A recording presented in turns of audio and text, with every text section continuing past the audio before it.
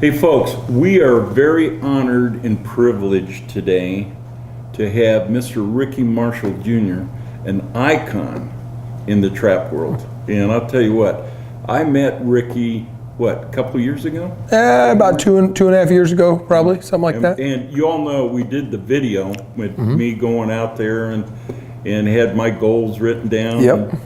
And the whole idea was to win a B meet. Yep. You know, win something in the B class, and since then, this guy has worked with me, and I got to tell you, the guy's a lifesaver for me, because I was very ill at one point, and Ricky kind of took me under his wings, and started teaching me trap, and I'll tell you what, it's been really a lifesaver, and I really appreciate you doing that. Oh, absolutely. Well, you're a hell of a student. Well, thank you. You listen, you shoot a lot of practice, you do what you're supposed to do, so that's the main Well, I thing. was blessed with time and, Yep. being retired, semi-retired.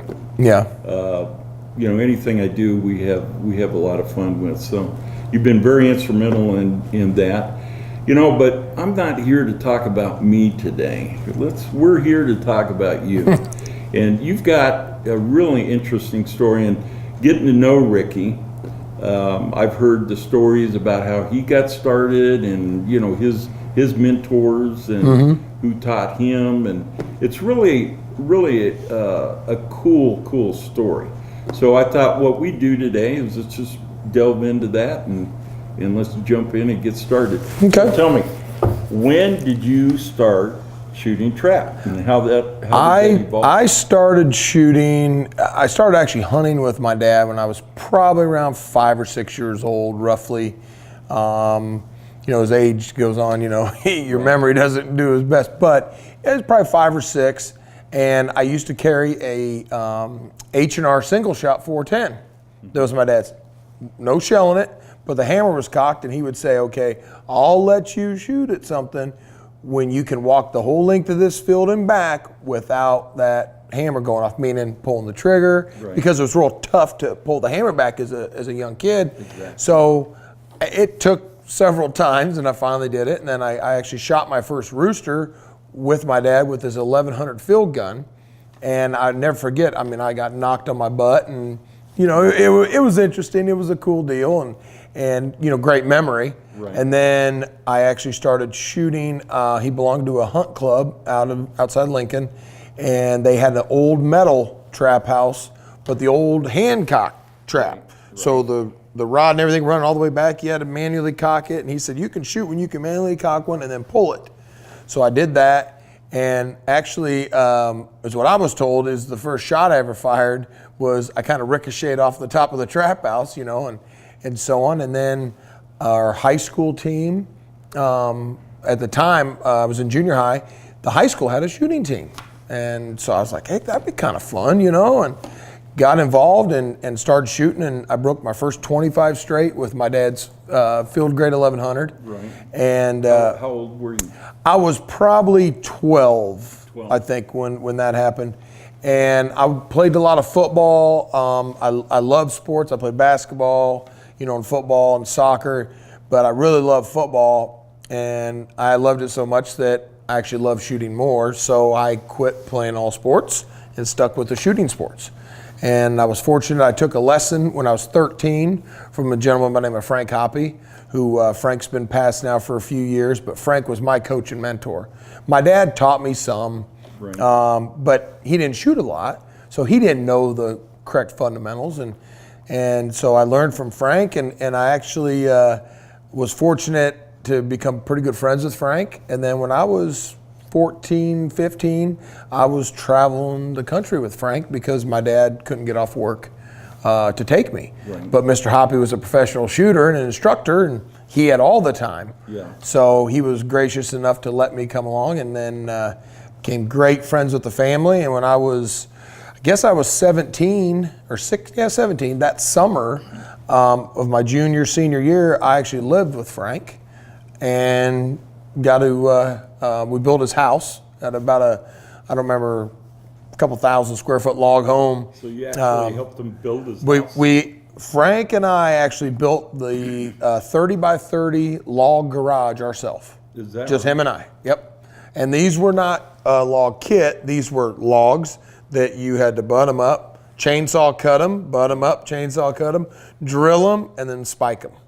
This sounds like a wax on, wax Exactly. wax Yeah, off it's pretty story. similar.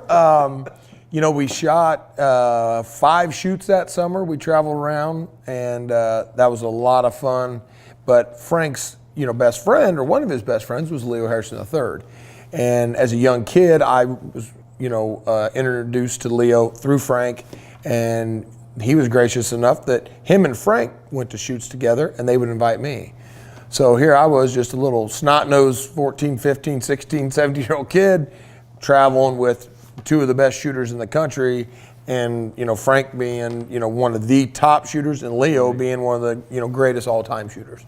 What an exciting story. Yeah, so I didn't do a lot of talking back then. I did a lot more listening. Now I do a lot more talking, so to speak. That's what I tell Well, people. that's what we're here for. Yeah. We want to hear from you. So my dad paid for all my shooting from the time I started till the day I turned 18. He told me, he said, "Son, when you turn 18, I'm done." And I missed the Grand American that year when I was actually 18. And I can't remember the exact year, but I missed that Grand American. And I was pretty depressed. I didn't know it cost, say $5,000 to go to the Grand with your hotel, all the expenses, entries, and all that. And so I asked him if I could borrow the money. And he said, "I told you, you should have saved your money." I was like, point taken. So I worked construction and made money, and I said, I want to shoot. I love shooting. I love the people, the camaraderie, the competition, just everything. And I said, this is what I want to do. And my dad said, okay, then do it. So I worked and worked and worked, and I went to a couple shoots. Well, then I was waiting on a paycheck, and I didn't have, check didn't come in. So I asked my dad, I said, well, can I borrow money? I got a check coming in. And he said, no. So I said, well, I'm going to call Grandma and ask Grandma. So I called my Grandma Schmidt, his mom, and actually he called her. Mm-hmm. And she said, you don't need money. And he goes, no, it's from Rick. Oh, well, how much does he need? I'll give him whatever. So I borrowed $1,000. I went to the Nebraska State shoot. I won all my money back. And then that was 1994, I think. 93 or 94. I went back to my grandma. I said, here's your money. And she said, why don't you go to another shoot? So I went to the Texas State shoot that year. And my dad said, I'll tell you what, I'll drive you down. I'll pay for the gas. You pay for the hotel and your entries. And I'll cover everything else. Mm-hmm. I said, okay. So we drove down. I ended up buying myself in the Calcutta for, I think it was $50, and won several thousand. That was one heck of a deal. That was a great deal. And from that day forward, I've shot. Yeah. So I went back home, tried to give my grandma half the money, and she said, nope, that $1,000 is all you, not taking anything else, and just go ahead and keep that too, and maybe you might need it too. But I ended up, paying her back, and so if it wasn't for my grandma, I wouldn't have been able to continue to shoot, so to speak. Right. So I was fortunate. Well, now back in those days, you could literally make a living. Yeah, there's several shooters that have. I've been fortunate. I hit the handicaps at the right time, or not saying I won the event, but maybe there was 99s were high, and I had the low 98, which would pay more than than the 99, so to speak. So I was fortunate to break some good scores, but a lot of that is owed to Frank Hoppe. I mean, he's the one that taught me and kind of mentored me along. And my goals were to beat everybody. Yeah. Here I was fortunate to shoot with Leo Harrison, and when I shot with him, I wanted to beat him. So, at what point did you really know that you were going to be really good and you could shoot with these guys? It's all about confidence, and the competition and the drive, and I had that. I wanted to shoot. I didn't have anything to fall back on, so to speak, as family or whatever that were going to say, oh yeah, here's another $10,000, here's another 20. I didn't have that. So I made it a point. I set goals and everything that this is what I'm going to do, and I want to do it. And, you know, I was fortunate in 2000, I was captain of the men's All-American team. That was a ultimate goal, you know, to do that. And I made captain that year. And How old were you? 2000, I would have been 26. 26. And then when I was 27, my first son was born. And that year I made captain again. Wow. He was actually born the night I won my first Grand American doubles championship. He was born an hour and 10 minutes later after I won the shoot-off. What a story. So, I mean... That was your day, my friend. Yeah, it was a unreal experience, so to speak. Well, let's go back to your younger years. When is the first time you made an All-American team? I was 13, my very first year of shooting.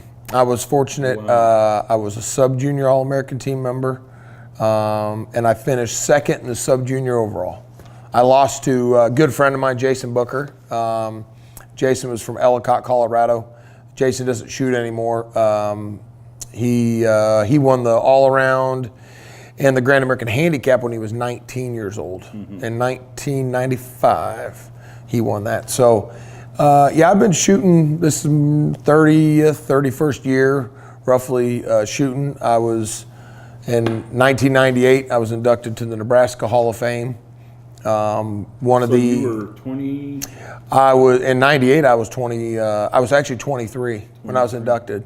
So it was kind of weird. They asked me about writing up a bio and everything, and I was like, for what? And they said, well, the Hall of Fame. And I'm like, isn't that for old people?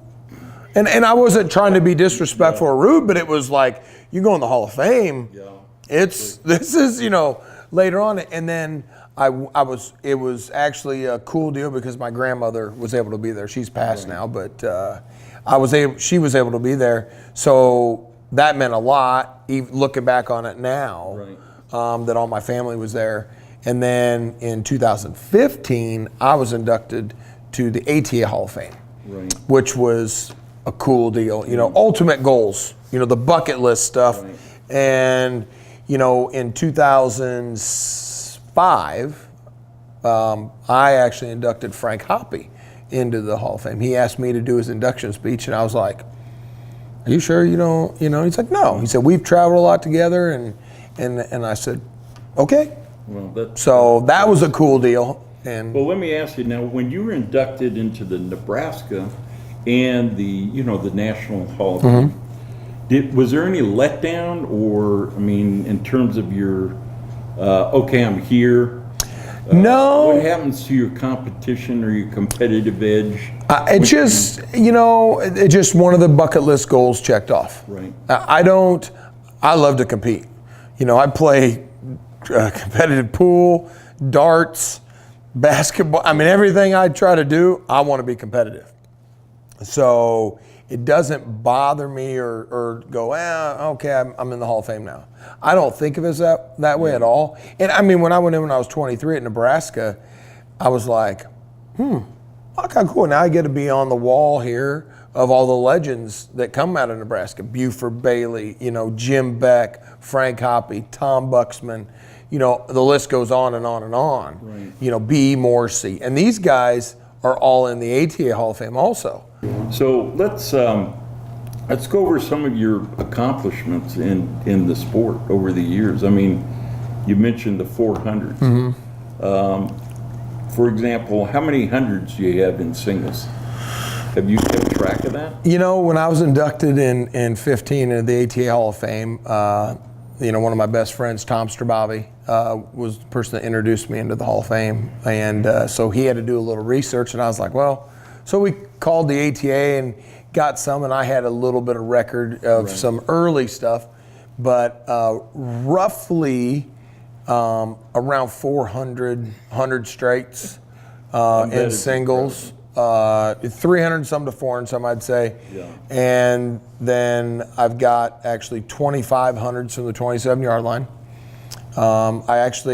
Interesting story, I broke my first 100 from the 27. I got my Grand Slam the morning of the day I was inducted to the Nebraska Hall of Fame. Wow. which was June 26th of 1998. And I remember that day because it was a big day. I broke my 100 in the handicap, and then I was inducted that night into the Nebraska Hall of Fame. And what about the 200s?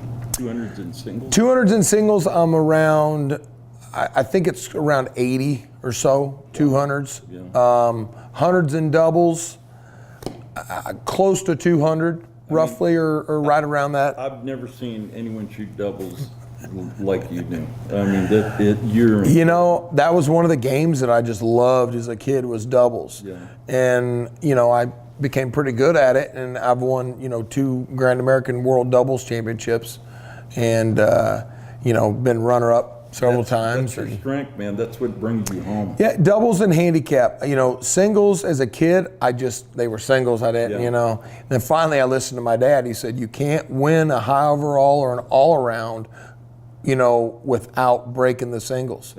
You know, and, so. You know, I can somewhat relate to singles now because it really is a challenge to practice singles now. Mm-hmm. You know, I mean, so if I run a box, all right, I'm good. And I can That's exactly what I do. I'll go out, I'll shoot maybe 25 or 50 singles, but when I really practice, I shoot handicap and I shoot doubles. Yep.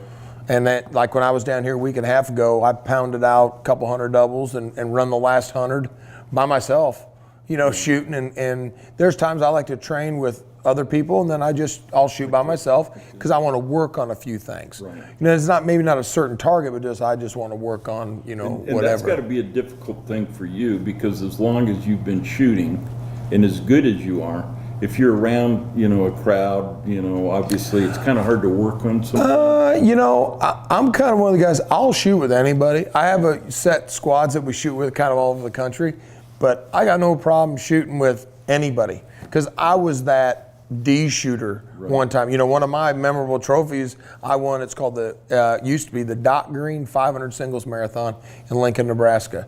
One of my first trophies was Class D champion of the 500 singles, the marathon.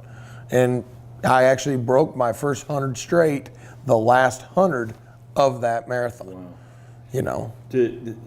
After you worked with me, I went to the Colorado State meet and I won the D doubles. Yeah. And I still carry that shell box. Mm-hmm. And when I shoot doubles, just kind of grounds me, you know. Remembers where you come from. And that's, you know, like I said, going back, Frank Hoppe was a big attribute to that of, you know, don't forget where you came from. And my dad was that way, big time. I mean, my dad was an iron worker.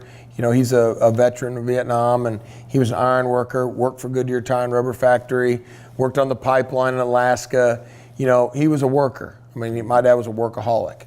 Now he's retired, gets to enjoy a little bit of shooting, but he's got to have some more surgeries and from abusing your body, you know. I was fortunate that I stayed shooting. Mm-hmm. And it was something I loved that I could compete in and I could make a living at. You know, and like I said, now I'm employed by Kohler Arms. Been with them for a little over 2 years, and I'm also the head shooting coach for Doane University in Crete, Nebraska. So, you know, I love teaching. That's, as you know, you know, I mean, I love giving my knowledge to what I learned from everybody, you know, and mainly from Frank. I mean, I went to, 40 or 50 plus clinics with Frank traveling. Yeah.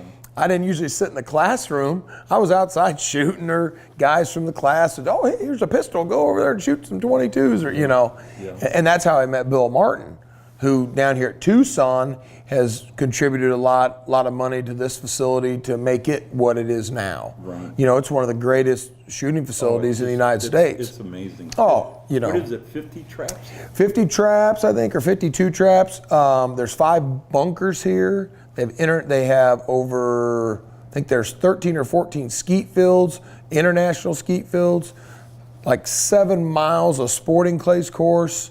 I mean, they have everything here. And in April of this year, of 2018, they're holding the World All Around, along with the U.S. Open sporting clays here. So incredible. Well, listen, is there anything else about your career that really sticks out? Give one thing that you would never give back, or that...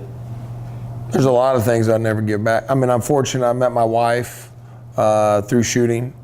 She was one of my students, and we've been together now almost 18 years, and I wouldn't be able to do this without her. She was a past All-American lady shooter herself, and so she knows that, he's just not going out of town to screw around. Right. I mean, we do still, but that's part of the game. You got to have fun. You got to have fun. Absolutely. I wouldn't do this if I couldn't have fun. Yeah. Either if I break 100 straight or I break a 90, I'm having fun. So my wife, I owe a lot to her for this, and of course my family. Yeah. That my two boys, I got a 17-year-old son Trey and my 10-year-old son Tyler. They understand why Daddy's gone and stuff, but they also get to travel with me. Right. So it's like I think it's 3 weeks, the Southern Grand is going on in Florida. So I'm taking both boys along with me. It's their spring break. Make a family memory. Of course, I'm going to shoot and work during the day, but at night, we can. Yeah, absolutely. And that's what the shooting's all about. As you meet so many people and you have so much fun. One of the things about Ricky that I noticed when he's shooting, he actually has a smile on his face, and you can tell just if you ever get a chance, go by and watch his squad shoot. I like to shoot early so I can go down the line and pick the good guys and watch them. And you're one of them. And oh my gosh, when he's shooting, he just zipping and zooming. I mean, movement, and just he's got a smile on his face. I call him the happy warrior. When you're shooting, you got to enjoy it. If you're not enjoying it, then why are you doing it? And that's what I try to tell people and try to instill in people is when you're learning to shoot, have fun. Because if you can have fun, you're going to shoot better. Exactly. Well, when you're shooting good, there is nothing. No better feeling. It's like that zone, man. You catch that wave and you just ride it right up onto the beach. Absolutely. Well, listen, Ricky, I really appreciate the time, that you gave us here today. I know you're busy selling lots of Kohlers. We're trying to push the guns out there. Awesome gun. Yeah. I've been shooting it for a couple years now, and I mean, it just well balanced, made in the USA. Yeah. What more can you ask for? Put me into that gun, and man, it took me right over the edge. Yep. I really feel at this point that I can shoot with the guys. Yep. Well, that's it, and it's the confidence. That's the thing. If you've got it up here, you can do it out there. But equipment is very important. Oh, absolutely. You've got you might have the talent, and you might have put the work in, but that extra edge, what I call an unfair advantage. Yep. Equipment. Yep. Absolutely. If you're shooting with a lower grade gun, they're not built to do what we do out here. Nothing wrong with any other guns at all. The top guns, and our Kohler, it is built to shoot hundreds of thousands of rounds. We have guns out there now that have over 1 million rounds in them. Right. One of the gentlemen's here, I think his gun has just a shade over 1 million rounds through it. I've got that gun that you put me into almost a year ago. Mm-hmm. I've got over 15,000 rounds through it right now, and it's just like it was the day you pulled it out of the box. Man, it's a sweet one. It is. So, well, Ricky, thank you very much. Absolutely, Stan. You're really a good friend, and truly, you heard this. What you heard was truly the definition of an icon. Now, he won't say he's an icon. He'll just tell you, I just do what I do. That's right. I'm here to shoot and have fun. But let me tell you something. From where I'm sitting, my friend, you are truly an icon and a real gentleman of the sport, I might say. Very, very generous with his time. Really has gone out of his way to help me, and I really appreciate that. So God bless you, my friend. Absolutely. And good luck this week. I'll see you tomorrow on the line. Absolutely. Okay. You get that?